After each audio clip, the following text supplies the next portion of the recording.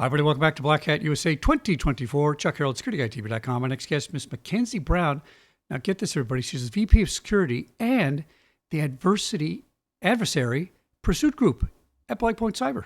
Miss MacKenzie, welcome to the show.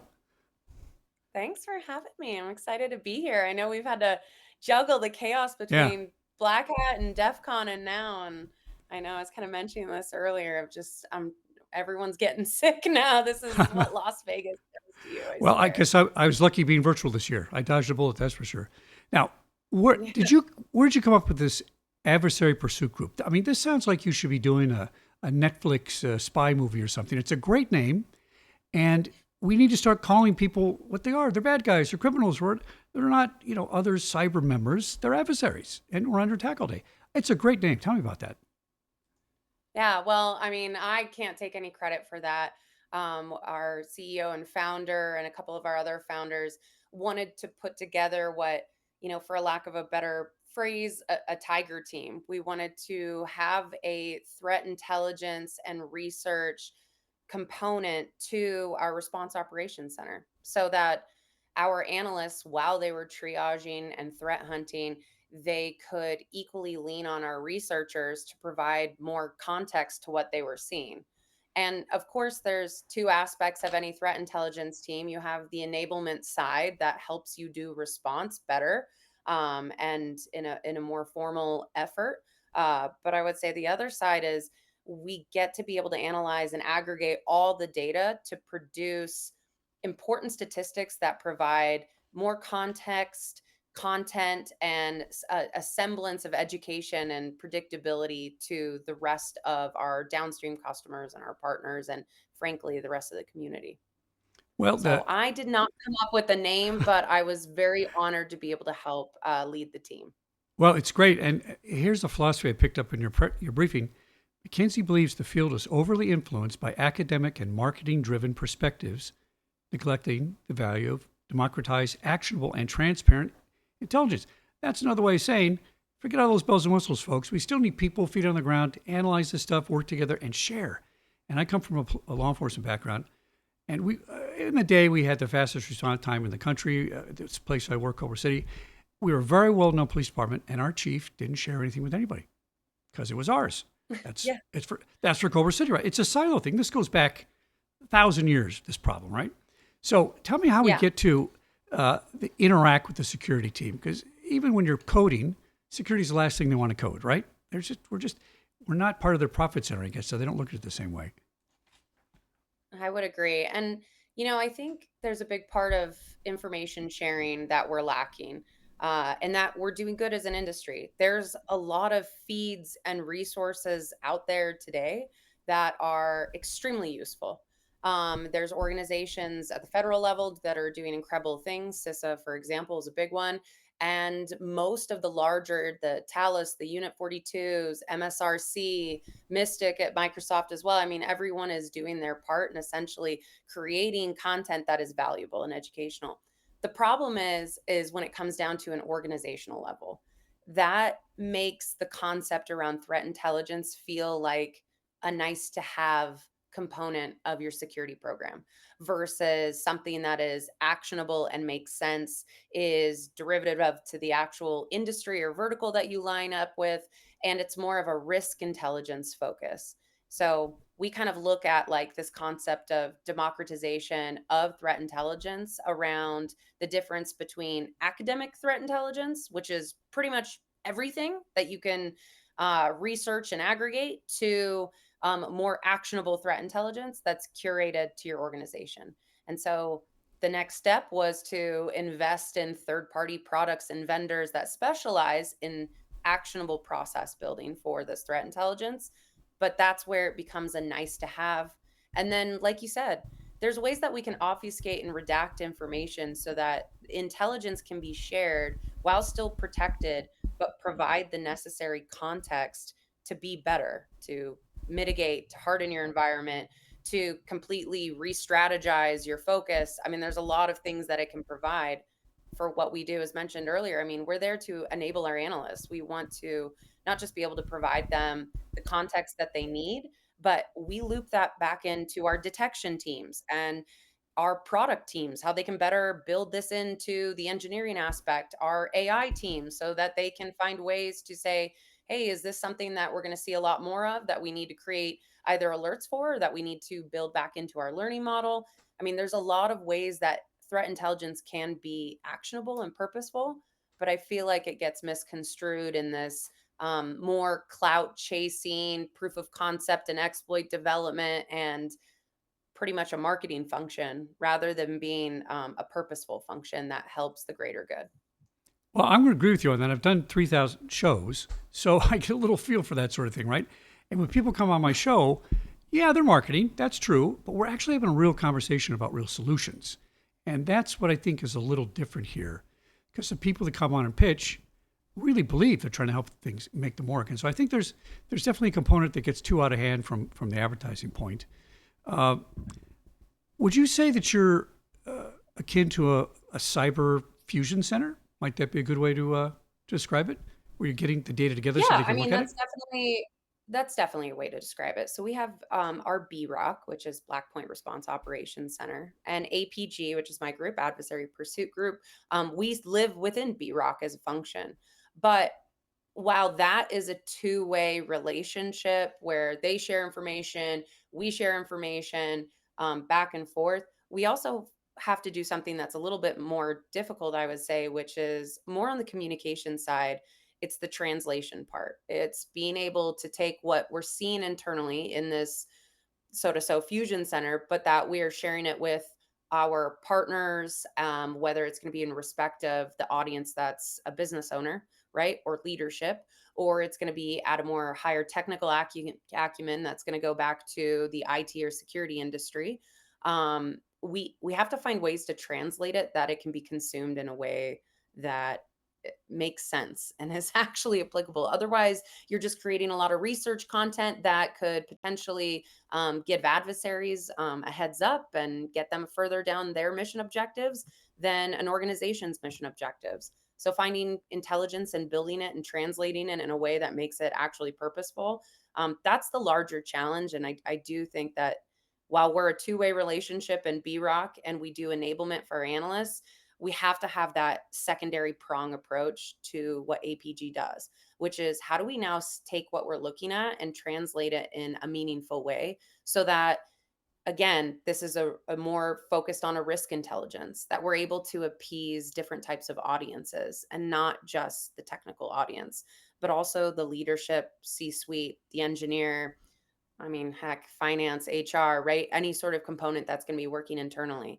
Intelligence fits so deeply within everything, and we just haven't quite found the right formula to make it work yet. Now, it's interesting. Parse this out for me because when people see or hear cybersecurity, they're thinking, oh, that's the guy over there responsible for us not getting attacked or hacked or whatever. But that's not you. You're not you're the analyst, there's a security person, two different teams. I think a lot of people might conflate that and think it's the same. So speak to what you do specifically for a security team that they really don't do themselves. An analyst is really different, isn't it? Yeah, yeah, it definitely is. I mean, our analysts, right there, you look at a general security operations center, it's typically broken down into, one to three tiers. Our first tier is really just doing the initial validation, verification of whatever alert is in front of them and validating that it is, in fact, high fidelity and something that is known bad or malicious. And then they escalate it up to the next tier analysts that might have to do a little bit more hands on work, and that's going to be typically our threat hunters. And then even getting to, if you look at a larger SOC, forensic specialists. But there's components of it that require perhaps malware analysis or taking a list of IOCs and seeing if that maybe there's attribution to known threat actor groups. So what we do inside our team is it's broken down into threat intelligence and threat research. The threat research side of our house is saying, hey, we need to do proof of concept. There's a new vulnerability out there. Let's rip it apart. Let's see exactly what's going on. Our team also has guiding principles and code. Basically whatever we're doing as far as research aspect, we're not going to do any more harm than good.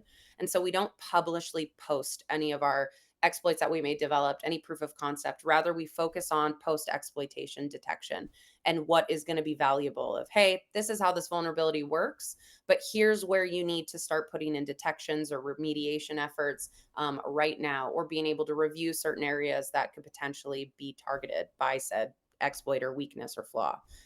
So that's one aspect on the research side. And the other thing that we actually do in the threat research side is we take patches that are getting released as well, and then we're pulling those apart. So we're decompiling those to actually understand what the patch is doing, because we've seen this time and time again. The exchange vulnerabilities, 3CX, Move It. We see these types of critical vulnerabilities or 0 days that get released, and then we see an evolution of those vulnerabilities and new cocktails being used of how they could be exploited.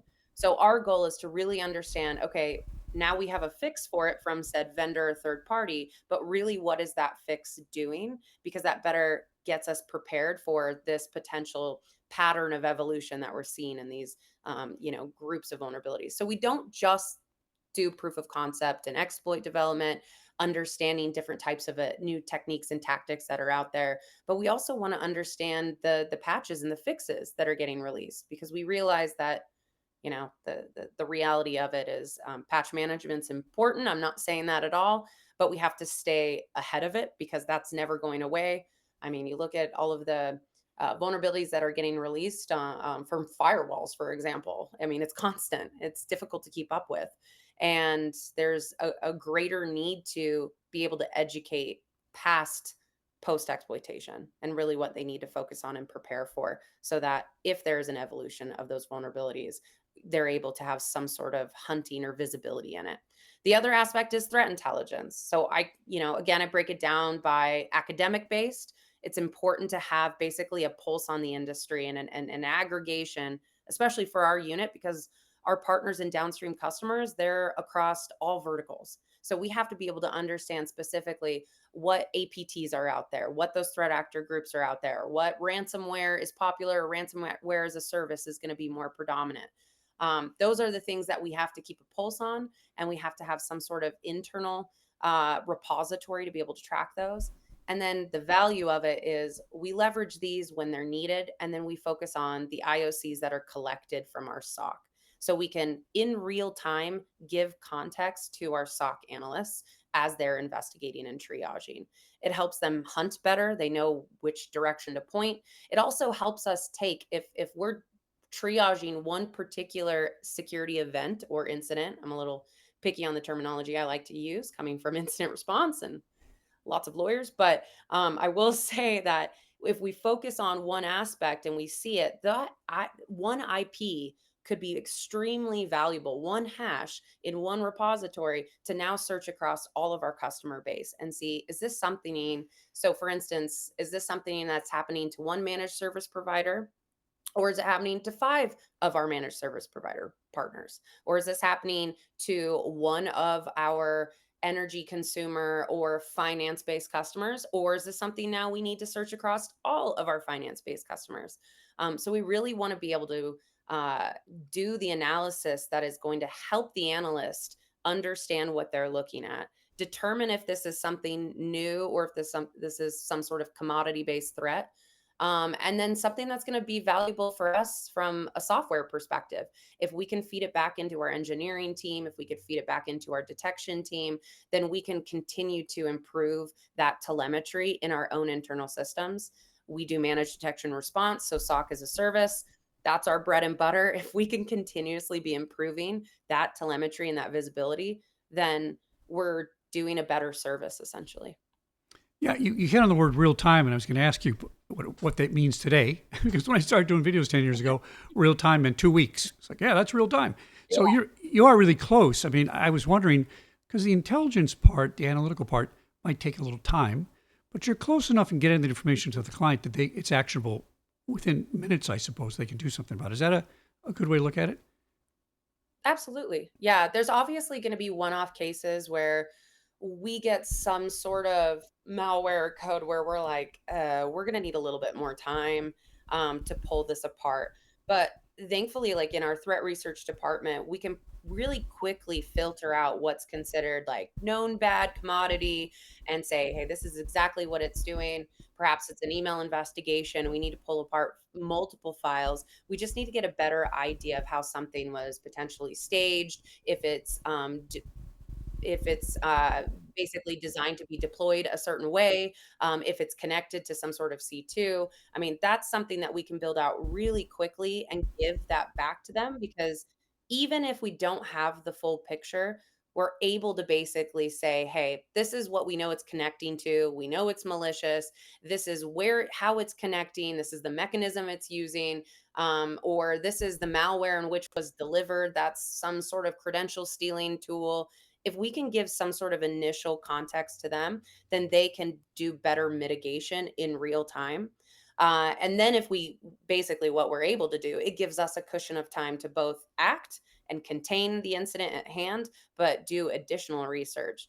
And that's probably the more fun part of the APG group is our threat researchers and intel analysts. They get to pull apart things that they you know, in a guilty way, we have a lot of excitement around, right? You get stuck in these situations all the time where even if you're in incident response, right, you're looking at what threat actors are doing that is sometimes really clever and sophisticated.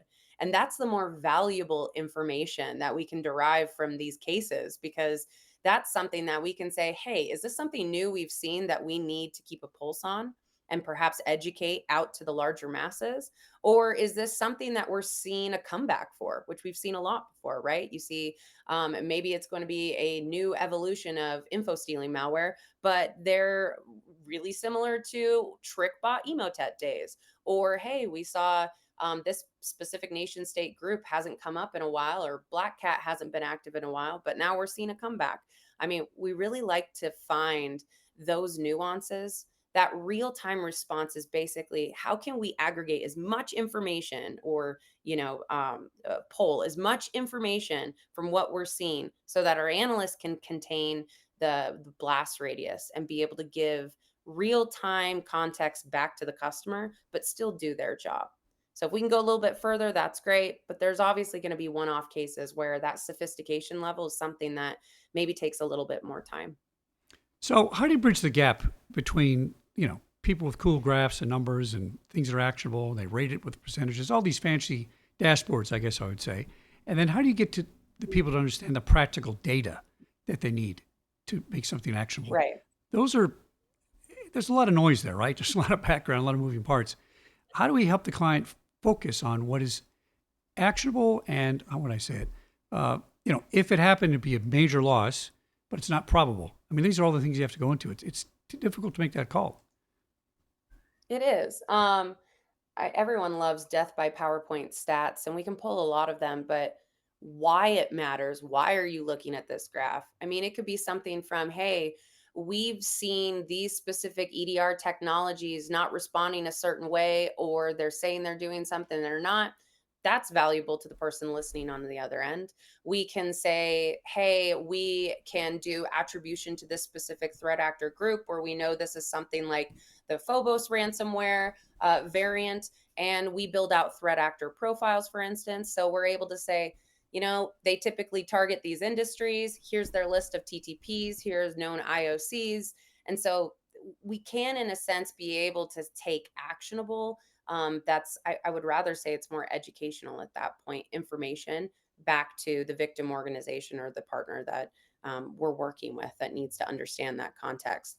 I think looking at the numbers doesn't matter until you actually know why this number has shifted, why a pattern or trend is starting, and be able to educate in that way.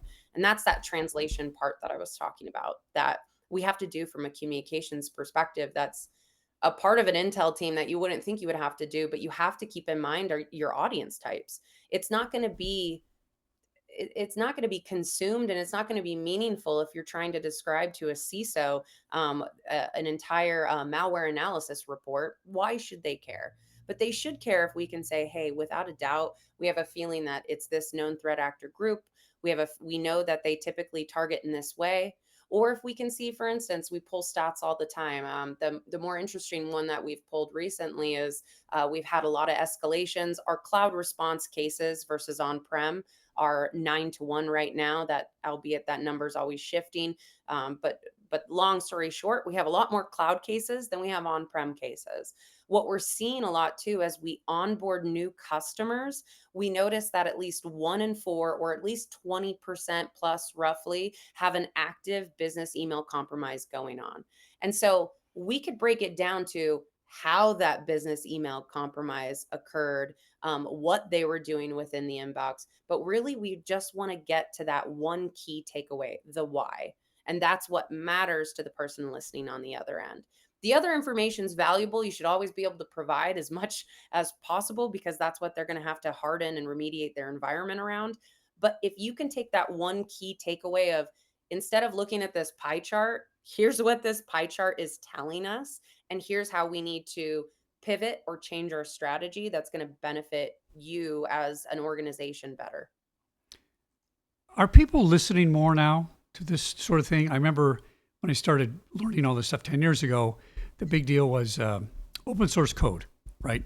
Mhm. And we got to get this out to market. If we don't get it to market, we're going to lose money. Yeah, but if you put it out and it breaks, you're not going to make money. We don't care. We're going to do security last. Right. Last thing they code is security, right? The analyst should be upfront. The analyst should be the first person in line that everybody talks to and get the data from. Your position should be on top of those other ones, as far as I can see, because that's the decisions going to be made on that. Are you finding people are becoming more open to this process? Because I think what you're doing is brilliant. I get it. But I think a lot of people still don't understand why it's the most important thing over development, other things, you know. I think that a lot of organizations have these trusted relationships with their vendors, whether it's going to be SOC as a service, or incident response, or an MSSP that does regular pen testing or consulting. I think people don't realize, whether I don't think they consciously realize that they're getting threat intelligence, maybe not in real time, but in general, they're gaining threat intelligence through these relationships that they have already. I think it's rather the universal knowledge of what threat intelligence is, because it's always deemed as, again, a nice to have function. Large organizations might even have a smaller unit within their entire SOC or their response operations center dedicated to this. But it always feels like something that you have to purchase some sort of platform for. You have to create infrastructure for, versus people aren't really leaning into the other relationships they have with vendors and third parties that do this.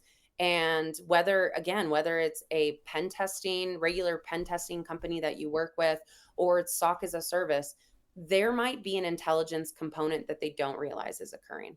So to answer your question, I think that people are more aware, but they're not directly correlating it as threat intelligence, if that makes sense.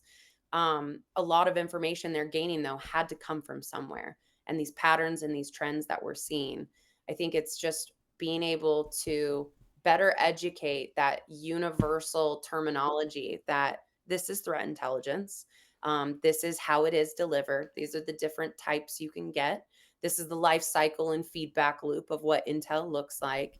And this is not just what it looks like, but this is how vendors provide it to you and how they gather it.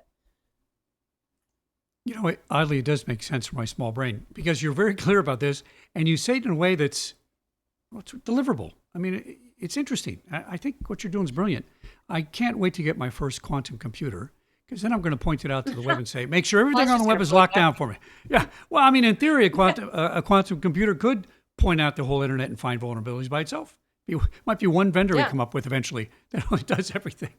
yeah. If It's a it big doesn't challenge. break the best encryption standards, it's definitely at least going to reveal things we just didn't want to know about, There you go. It's unfortunately. the Donald Rumsfeld, the known knowns and the known unknowns and all that stuff. Yeah, that's exactly right. Right, right. MacKenzie, great conversation. I hope I meet you at Black Hat next year. I couldn't make it this year for all kinds of travel reasons, but I think Yeah. what you're doing sounds a little unique to me. Is it a different approach? For my 3,000 episodes, it sounds like it is.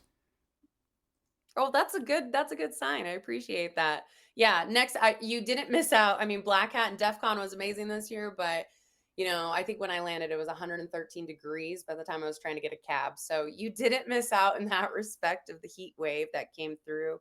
But yeah, it was a fantastic black hat this year, and I hope that we can meet up next year. That would be fantastic. Excellent. MacKenzie Brown, now get ready for this title. Now, I don't give out prizes, but if I did, you'd win first prize for title, okay? Vice President of Oh, it's a big Security. one. I've never seen a title like this. It's fantastic. Vice President of Security and the Adversary Pursuit Group, APG, Black Point Cyber. That's a great title. Unfortunately, it doesn't fit down below there. It's too long, so I had to abbreviate a little bit. But it's, Mhm. it makes your title a verb, not a noun, right? There's a big difference there. Yeah, that's fantastic. I never thought of it that way, Yeah, actually. I appreciate yeah. That's why Thanks for telling people that. you got to do something. That's a verb for your title. Not chief operating officer is also a verb, right? But they tend to not operate. That's the way it goes. All right, Well, I've I got to learned go. so many new season titles too, so I know what you mean. All right, good luck to you, and check in with some success stories. I like to talk about some things you've thwarted over the years. Maybe we can do a show about that. Be interesting to see. Good luck. I would love that. Thanks so much, Chuck.